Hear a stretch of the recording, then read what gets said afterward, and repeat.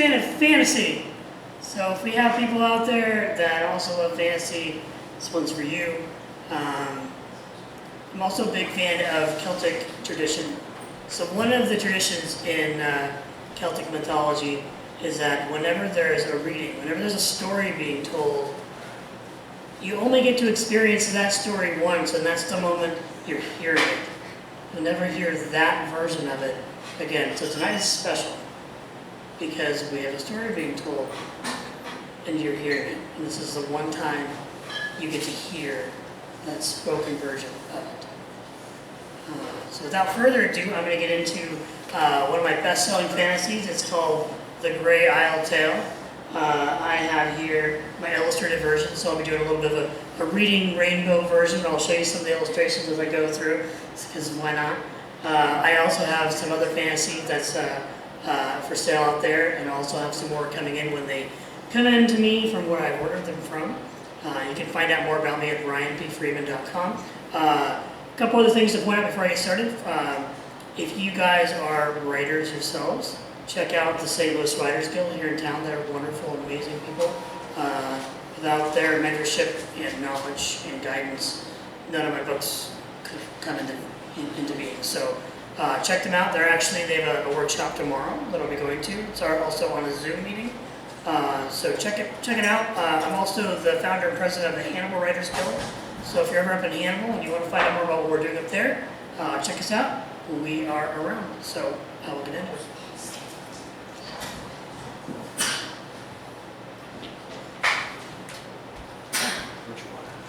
Oh, thank you. Perfect.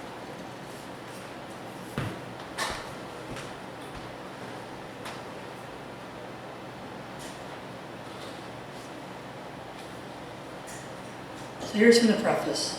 It says, the Grey Isle Tale is a place secluded in the very world upon which it floats.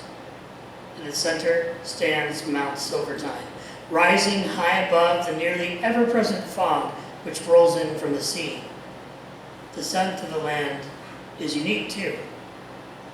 One smells the rain mixed with the light, tinging aroma of pine forests. In the air, the salty bite of the sea is inescapable. During the fall, the islanders harvest the Trident apple orchards, which have stood growing in the still air for so long. They are virtually a wood of their own by now. Many peoples have lived there over the vast current of time, the Shining Ones first, next the Elves, and the Romanians, and finally the Brilliants. This story is about when the Romanians ruled there, already at the crumbling height of their empire.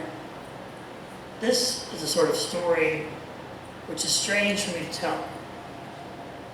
While personally I've had heartaches and true trials I've had to face in my life, I've always been comforted with an abiding trust deep inside about how it will somehow, inexplicably, work out for good. But it's an easy thing to write niceties like that.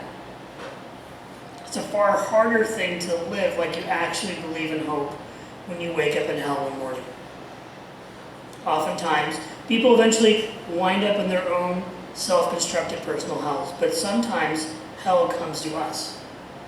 We didn't ask for it or want it.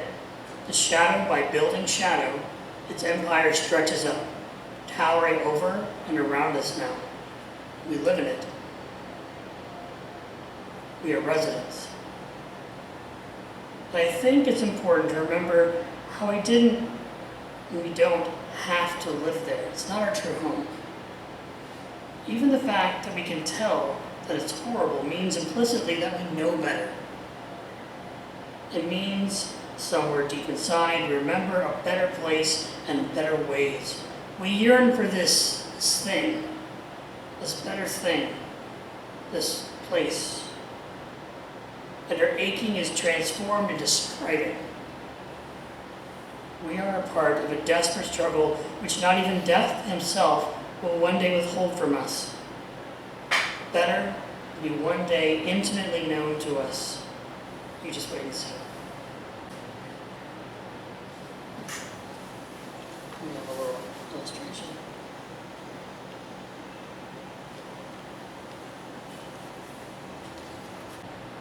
And from an illustrator who's wonderful, her name is Laura Ferracci.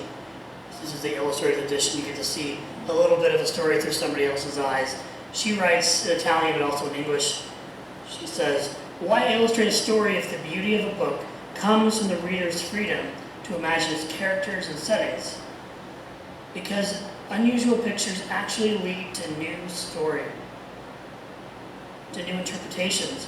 Illustrating a story is not an attempt to supplant the reader's imagination, but to empower them to visualize the same tale in a whole new way."